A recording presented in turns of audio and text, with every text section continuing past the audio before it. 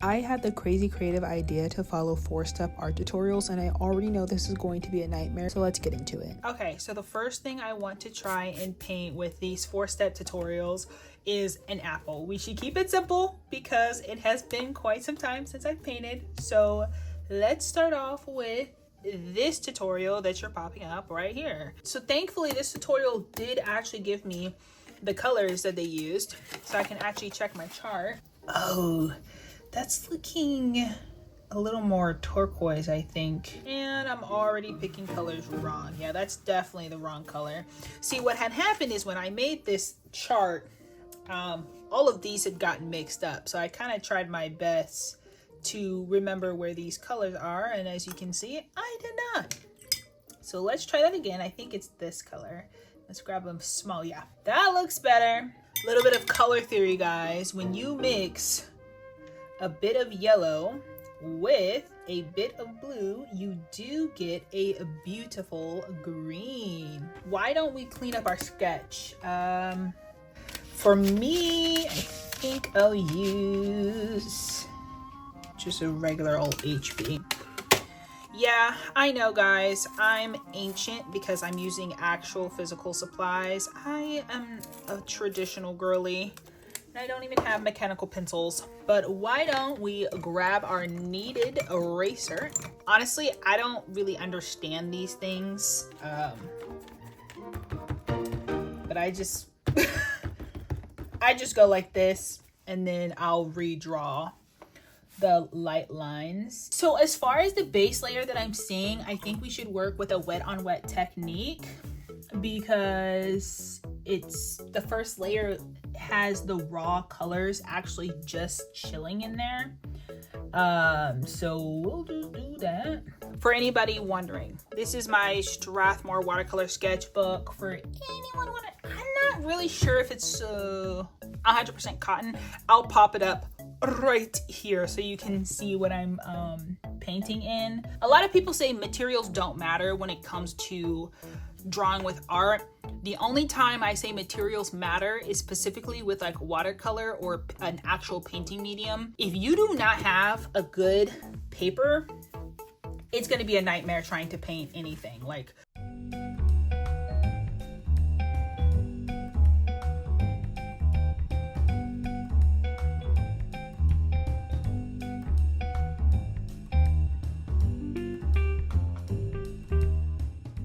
while you guys are sitting there, we're going to take a bit of a drying break because I'm impatient and I'm not going to sit here and wait all of this time for this to dry, mainly because I am expecting a text from my friend soon. I will say the most important thing when you are using a heat gun on your watercolors is not to be too close and like disturb the paint. I don't know if you could see that.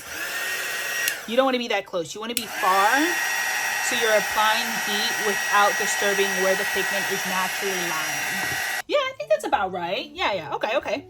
So here it seems like they add a bit of like shadowing here, and they add a bit more here, and they bring it up. It just seems like they're using the shadow to like kind of conform to the shape of the apple.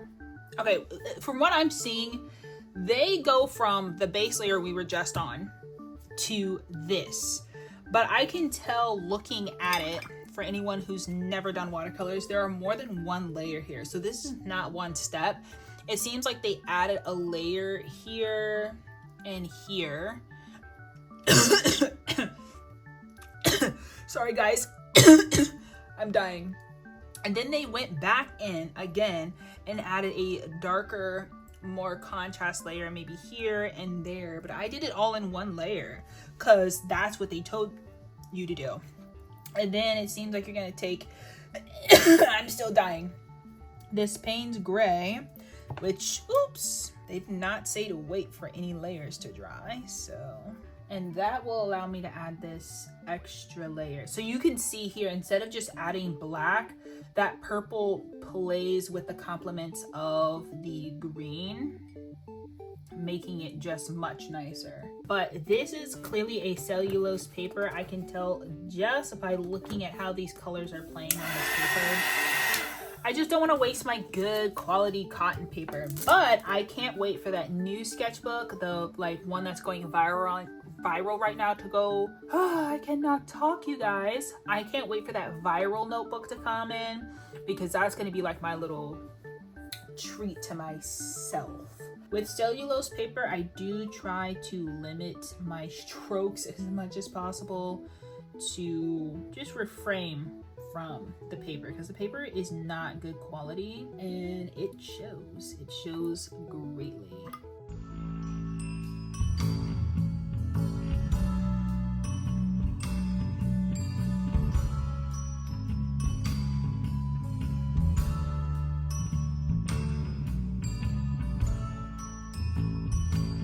But we need to add in our highlights. So there seems to be like a little highlight here, you know. See, it already looks better. Okay guys, so here is the apple done. What do you guys think? Do you think you would eat this apple? Because this with some peanut butter sounds delicious. But on to the next tutorial. I was trying to decide if I wanted to do the tree this round or if I wanted to do the eye. But low-key looking, the eye looks really hard. And I also think a tree would fit like really perfectly here and allow us to do our little scratches on this side. So we'll do the tree next. Now, this is the one that we're following. And as you can tell, they're using gouache, so they end up adding these highlights at the very end, which is just like really light green, and unfortunately they don't really tell us the colors, but I can definitely see that they use 4 different types of greens, a black that looks more like it has green in it rather than actually being black, and then they use a brown and a like light tan. They don't go with any line work, so for the first time ever, we're not going to put any line work here. Seems a bit crazy, so we're just gonna go straight in with our brushes. We can put our pencils aside, and yeah, we're gonna have to like reverse engineer all of this going on. I guess the first thing is we should focus on colors here, because the colors are gonna make a big difference in the order that we paint. With watercolors, you cannot paint dark to light. You have to work with your lightest and reserve your highlights first. So I need to try and mix together this really light green. I think that's pretty okay. And then let's see how we feel about that color. That's pretty good actually for a light. I think that's good for light. I think this will be good for our lightest color. Now, as far as the tree part goes, we'll take our green. This is all about brush strokes here and leaving that gap, because you have to think about where the tree trunk is coming. So I think like we'll do like, you know, a pretty wide, thick base. It's like okay if, you know, some of the chunks aren't quite matching up. When I think when you paint trees, like the little bits on the edges here are like what makes it a tree. Like the organicness of the brush strokes. I don't know if that makes any sense down. It seems like the next step is to go in with like that more mid-tone green. Then we're gonna have to kind of add in the mid-tone stuff.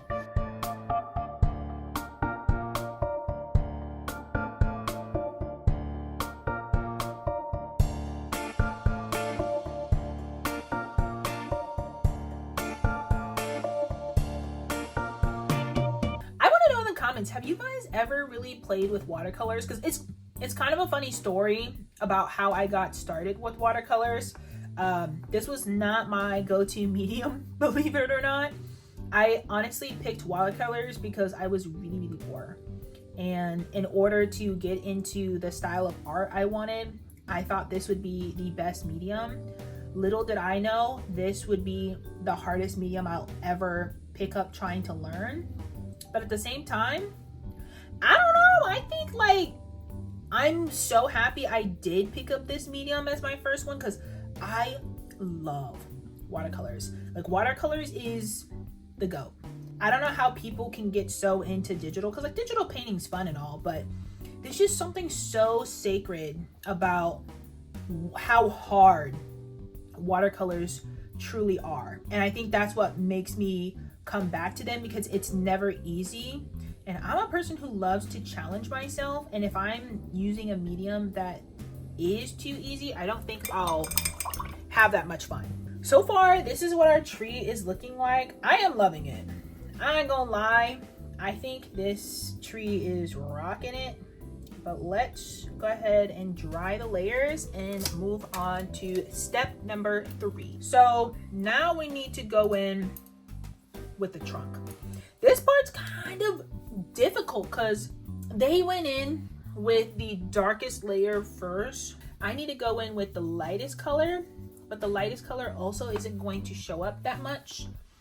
So I'm just gonna like kind of wing it, I guess. Right here is where I'm gonna start hating this paper, because this paper, everything sits on top of it very flatly, and I mean nothing seems to dry truly. Like with watercolors, the beauty about it is that it soaks into the paper, but with this watercolor, it doesn't really do that, and it's very frustrating. And I think that's why a lot of people quit watercolors, because it's just like when you use paper like this, you think you're bad at watercolors, but it has nothing to do with your skill set. It has everything to do with what you're using. I'm looking at this and I feel like the tree is really crooked.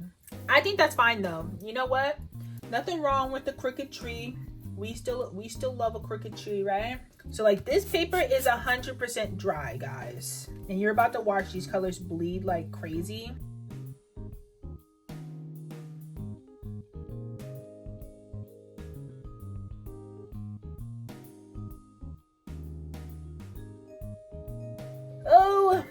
You know, I was feeling so confident earlier, and now that I'm looking at this tree, I'm like, this looks horrible. Like, this actually looks bad. We'll just jump in and pray that this last layer is gonna kind of magically make it look a lot better than what it looks like now, because right now, it's looking real rough.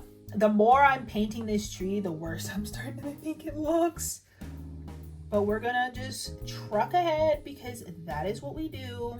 That's the one thing that I've learned painting with watercolors, is you just keep moving, you know? If it doesn't turn out exactly how you like, that's fine. You know, it doesn't have to be perfect.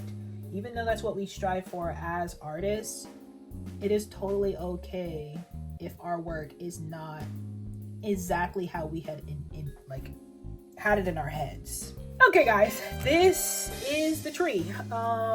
You know, it looks okay. It definitely doesn't look that good, but you know, we did say we were going to start off with the easiest and then move on to something a little more difficult. But the tree is still like cute and whatever. Like, I still want to keep making changes to it to try and make it better than what it is, but it just isn't going to get any better. So let's just get on to the next drawing, because this one is not making me happy. It's not cutting it. So let's move on to the most difficult 4-step tutorial we are going to be following, which is painting an eye. Now I think this is going to be an absolute nightmare, because low-key painting in this sketchbook on this paper is an absolute nightmare, and also layering is not that great. So I'm not confident this is going to be an easy task, but let's get into drawing the eye. Now, the first thing they talk about is making the sketch. Also, I wanted to ask you guys, okay, so I just had this grand idea today when I was sitting down to film this. What if I tried to make that sketchbook that I showed earlier, the little Lucharetti one? What if I tried making that? So I actually started filming that today, so definitely comment down below if you guys actually want to see me attempt to bookbind the most perfect watercolor sketchbook or painting sketchbook ever. But let's move on to this eye. I am so not confident I can do this. Since I'm gonna do a star, I should probably make my eyeball bigger. So I'm gonna start off with the eyeball. I like to think of everything as a 3D shape. That's just how I've learned to draw. Like when you think about like a sphere, you think everything is rounded. This is how I'm visually seeing the eyeball. Just for anybody wondering. Now, I think I should make the iris fairly big just because I don't want to draw in realism. I think that's really boring these days. So this is kind of the idea I have for the eye shape. Of course, we need to like thicken up this area because this is where our lashes are going to be coming out of. Okay, so we're gonna add in the eyebrow. That's it for the sketch. Now the hardest part is step 2, which is trying to figure out these base colors. So we know that these are going to be our lightest parts, and there's also some light hitting here. As far as what I'm gonna do with the shadows or the painting technique, I think for this first layer, we can do kind of a wet on wet, but I might just kind of start with adding in this layer because I don't know, for me, I really need to see where my color is going. And I also think just getting the white of the page gone helps a lot. So this is looking actually really good. Like, I did that. Like, I really did that. I don't know why people say eyes are the easiest thing to draw, because I feel like time and time again, they are proven wrong, that eyes are not the easiest thing to draw. Let's move on to the next part, which will be adding in even more darks, because that's how watercolor works.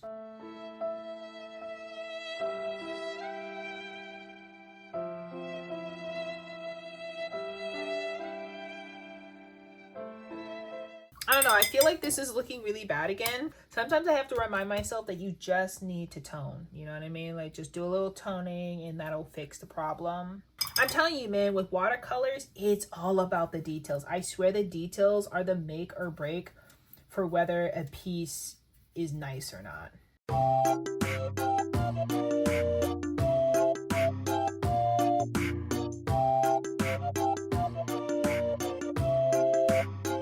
Okay, y'all would not believe how, like, I was locked in for a second trying to get these colors to lay the way I want.